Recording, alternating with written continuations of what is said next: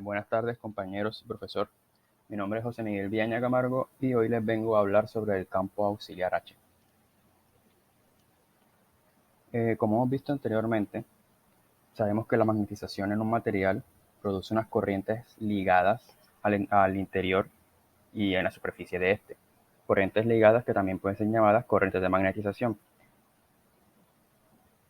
La corriente de magnetización o ligada que ocurre al interior del material, o bien puede ser de manera que lo atraviesa de manera volumétrica, va a ser igual a el rotacional del vector de magnetización. Esta va a ser la densidad de corriente ligada y la densidad de corriente superficial va a ser igual al vector de magnetización producto cruz el vector normal de la superficie del objeto en cuestión. Ahora, sabemos que a un objeto se le puede inducir una corriente pues con diversos métodos. Entonces, si a un objeto se le induce una corriente, esta corriente va a ser una corriente libre, ya que la corriente va a pasar a través del objeto y también va a generarse una corriente de magnetización. Entonces, la densidad de corriente total puede expresarse como la suma de estas dos densidades de corriente, tanto la densidad de corriente por la magnetización y la densidad de corriente libre que se le aplica externamente.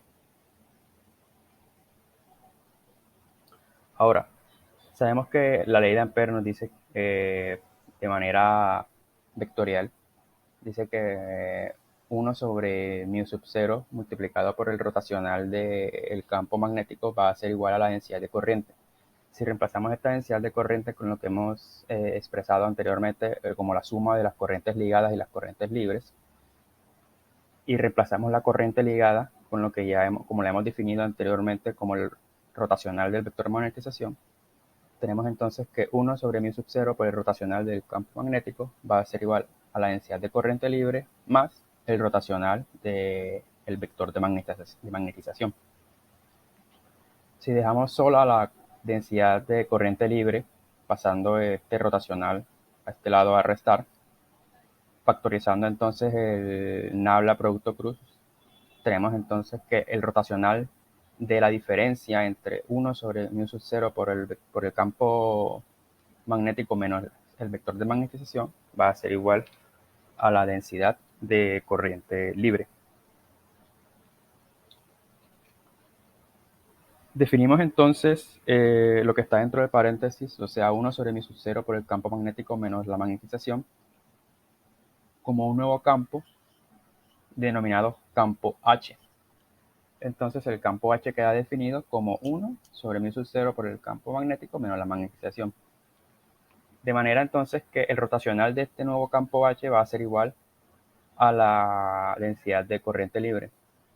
O de manera integral, tenemos también que la integral de línea del campo H, producto punto por el dl, un dl va a ser igual a la corriente libre encerrada, que pasa a través de un loop, de un loop arbitrario o abstracto que nosotros definimos. Más adelante veremos cómo se aplica esto a un ejemplo. Este razonamiento que hemos usado para definir el campo auxiliar H ya se ha usado anteriormente en el curso cuando se definió el vector D o vector de desplazamiento eléctrico. Por lo tanto, podemos decir que este campo H es bien un análogo matemático del vector D de desplazamiento eléctrico. ¿Cómo así análogo matemático? Bueno, pues ambos nos permiten reescribir una, pues, una expresión en términos de ya sea la corriente o las cargas libres. El campo pues, auxiliar H nos permite reescribir la ley de Ampère que tenemos acá. Nos permite reescribirla en función solamente de la densidad de cargas libres, no de la densidad de corriente libre, perdón, no de la densidad de corriente total, ya que anteriormente tenemos que sumar tanto las corrientes ligadas o de magnetización, pues, más las corrientes libres aplicadas al sistema. Definiendo el campo H, nada más tenemos en cuenta la densidad de corrientes libres o las corrientes libres en su manera integral. El vector D también nos permitió hacer lo mismo anteriormente cuando reescribimos la ley de Gauss solo en términos de las cargas libres, o más bien en términos de la densidad de cargas libres, como habíamos visto anteriormente. Podemos reescribir la ley de Gauss como la divergencia de este desplazamiento eléctrico siendo igual únicamente a la densidad de cargas libres, sin tener en cuenta las cargas ligadas del sistema. Sin embargo, vemos que, por ejemplo, experimentalmente, ya sea en laboratorios o en aplicaciones directas, vemos que el campo H es bastante más útil, tanto que el campo magnético, por decirlo así, como que su análogo matemático, el desplazamiento eléctrico. ¿Por qué? Y es que el campo H solamente, pues, como ya lo he mencionado varias veces, solamente va a depender de la corriente libre que se le aplica al sistema. Esta corriente es fácilmente controlable en un laboratorio, puede ser aumentada o disminuida a voluntad de la persona que esté experimentando. Y sabemos que va a ser pues algo que no va a ser difícil de pues, que se nos salga de las manos. De esta manera es mucho más fácil, muy fácil de establecer el campo H sabiendo únicamente pues esta corriente. Sin embargo, saber, por ejemplo, las cargas libres que están dentro de un objeto es bastante más complicado y es bastante más, por decirlo así, es más difícil tener certeza de la cantidad de carga que están pues, dentro de un objeto. No es algo que se pueda medir directamente, como se puede medir pues, con un amperímetro la corriente. Por lo tanto, uno cuando está de pronto en el laboratorio, uno ve que en experimentos que tienen que ver con campos magnéticos, se menciona mucho más pues al campo auxiliar H y se le deja expresado al campo magnético en términos de este campo auxiliar H que el mismo campo magnético. El campo magnético, pues como ya dije, se deja expresado a veces en términos de este campo auxiliar. Pero cuando se está trabajando con algún experimento que tenga que ver con campos eléctricos, pues es mucho más frecuente encontrar que pues, se habla directamente del campo eléctrico en lugar del vector de desplazamiento eléctrico. Por lo que ya dije anteriormente, pues, porque libres, las cargas libres y la densidad de carga libre es pues, algo que no se puede medir directamente y que no se puede controlar directamente en el laboratorio, como si se puede hacer con la corriente eléctrica. Aquí presento un pequeño ejemplo, un ejemplo corto que ilustre cómo la funcionalidad, por decirlo así, de este campo H. Es el ejemplo 6.2 del libro de Introducción a la Electrodinámica de Griffith, el libro del curso, que dice, se tiene una barra de cobre maciza de radio R que porta una corriente libre uniformemente distribuida. Nos piden calcular H tanto dentro como fuera de la barra. Pues para esto hay que tener en cuenta algo y es que el cobre es un material diamagnético. ¿Qué significa que sea diamagnético? Significa que los dipolos magnéticos al interior del cobre, de la barra, van a alinearse de manera contraria al campo. Si fuese el contrario a este es un material paramagnético, que es cuando los dipolos magnéticos se alinean paralelamente al campo. Cuando un material es paramagnético, pues como, no sé, el hierro, pues es atraído por imanes. Cuando el material es diamagnético, como en este caso el cobre, es repelido en mayor o menor intensidad, depende de las propiedades del material, por los mismos imanes. Bueno, esta propiedad diamagnética del cobre va a hacer que existan, pues que se den corrientes ligadas al interior del material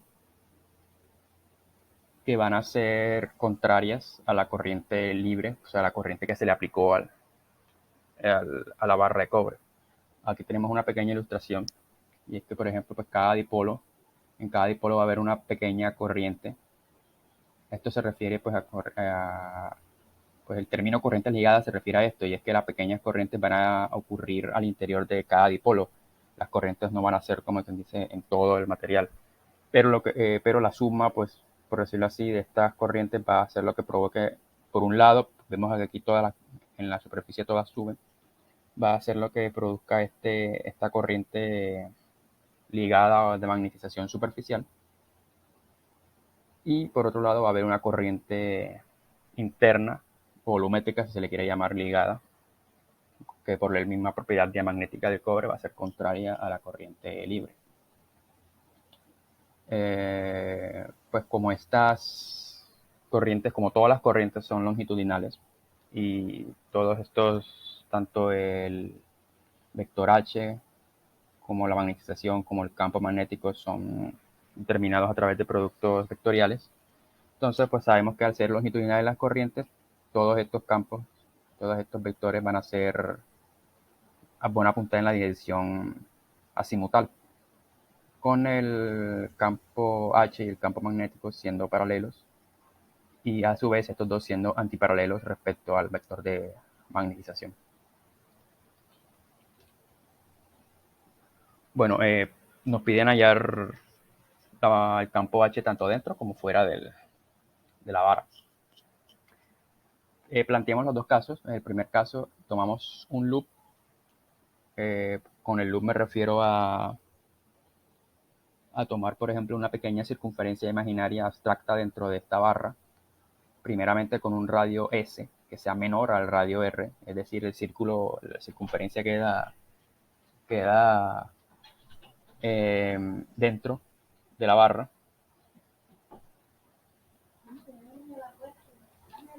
Entonces, si aplicamos la ley de Ampère, pues con el campo H de manera integral, tenemos que la integral de línea del vector del campo H por un diferencial de longitud va a ser igual a la corriente libre que pase a través a través del área que define esta circunferencia. Como hemos visto, pues anteriormente, como lo mencioné, el campo H y se mueve de manera simutal, como vemos acá. ¿Qué quiere decir esto? Que va a ser también paralelo pues, al vector de L. Pues el vector de L va a ser un pequeño diferencial de circunferencia del círculo que imaginamos dentro de esta barra. Por lo tanto, los vectores van a ser paralelos entre sí. Entonces pueden ser expresados como la multiplicación de sus magnitudes. Como la magnitud del campo H, esto sale de la integral. Solamente nos queda la integral de línea del dl. Pues la integral de línea del dl sabemos todos que no es más que el perímetro, la circunferencia de este loop, de este círculo. Entonces nos queda que la magnitud del campo H multiplicado por el perímetro del círculo, por la circunferencia 2πs, es igual a la corriente libre encerrada que pasa a través de este loop. La corriente entonces que pasa a través de este loop, como mencionaba el ejercicio al principio, el ejercicio dice que la corriente libre es uniformemente distribuida. Entonces podemos decir que la corriente que pasa a través del loop es proporcional a la que pasa por todo el volumen de la vara de la siguiente manera.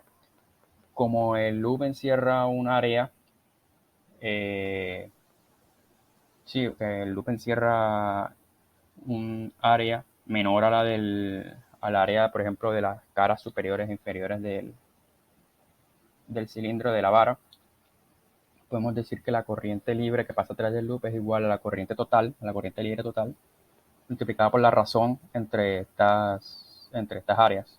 Entonces, reemplazando en lo que ya hemos hallado anteriormente, tenemos que el campo, y despejando el campo H, la magnitud del campo H, tenemos que la magnitud del campo H va a ser igual a la corriente total que pasa a través de la barra, pues la corriente libre total que pasa a través de la barra, sobre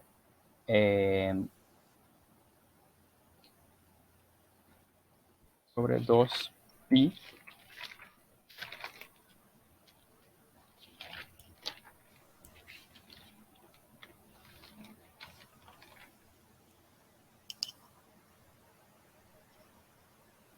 sobre 2πs. Sí, acá hay un pequeño error. Lo podemos corregir aquí mismo. Pues aquí despejamos y nos va a haber una pequeña S aquí, sí. Pues se cancela una S de acá con una S de acá. Nos queda acá, sí. Entonces tenemos entonces, pues, como ya hemos definido la dirección del campo anteriormente, que se mueven de manera azimutal, entonces el vector de, pues, el campo como tal va a ser igual a la corriente libre total por S, por el radio de este loop, sobre el área, sobre 2πr cuadrado. O sea, 2 por el área de la base de la vara, en la dirección azimutal, o sea, por el vector phi unitario. Ahora, para el otro caso, tenemos que si tomamos el loop más grande que la vara, o sea, con un radio mayor a R, pues hacemos la misma analogía. Vector el campo H y el de L son paralelos entre sí.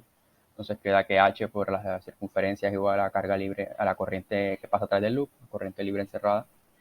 Sin embargo, pues la corriente solo pasa a través de la vara, o sea, fuera de la vara pues no hay corrientes. Entonces, si no importa qué más grande sea el loop que definamos que la vara, pues la corriente que va a pasar a través de este loop siempre va a ser la misma porque es la corriente que pasa a través de la vara. Entonces es simplemente I, la I libre, por decirlo así. Entonces aquí despejamos lo mismo, despejamos el campo H y tenemos pues que H es igual en este caso a I sobre la circunferencia del loop que nosotros hayamos construido abstractamente. Mismamente, pues como anteriormente lo hemos definido en la dirección azimutal, o sea, por el vector unitario de phi. En este caso en el que para radios mayores al radio de la vara, podemos calcular también el campo magnético B. ¿Por qué? Y es que pues la magnetización se define como por una manera de definir la densidad de dipolos magnéticos. Pues fuera de la vara no hay magnetización porque no hay dipolos magnéticos. Pues los dipolos magnéticos suelen estar al interior de la vara. Entonces, fuera de ella, la magnetización es igual a cero. Entonces, como hemos definido antes, H era igual a 1 sobre mu sub 0 por B menos M, haciendo M igual a 0 y despejando B, nos queda simplemente que B va a ser igual a mu sub 0 por H. Reemplazamos entonces H en esta expresión y nos queda que el campo magnético va a ser igual a mu sub 0 por I sobre 2πs en la dirección azimutal. Esto no podemos hacerlo para dentro de la vara, porque, pues, como ya dije anteriormente, para dentro de la vara la magnetización sí tiene un valor, entonces no podemos reemplazarla con 0. Y este valor pues, no nos lo dan en el ejercicio. Podemos dejarlo de manera expresada, pero pues como no nos dan el valor de m, entonces mejor pues no decimos que no podemos hallar este vector, este campo magnético en función del campo H. Bueno, finalmente, bueno, las referencias, todo fue extraído de la introducción a la electrodinámica de Griffith, su última edición. Como punto final, mencionar que pues este campo, por ejemplo, campo auxiliar, vector H, no tiene un nombre como tal. Pues hay gente que dice que el campo magnético como tal es H y que B no es más que la intensidad del flujo magnético, pero pues eso es solo algunas cuantas personas, no es algo que todo el mundo diga, no es algo con que todo el mundo esté de acuerdo. Pues la mayoría de gente, todos llamamos a B, el vector B, como el campo magnético, y pues H queda sin nombre, por decirlo así. No es como, por ejemplo, el vector D, que se le llama desplazamiento eléctrico. H no tiene un nombre establecido, por decirlo así. Entonces simplemente se le llama pues, campo H o vector H, campo auxiliar H. Y pues sí, esto fue todo. Muchas gracias por la atención.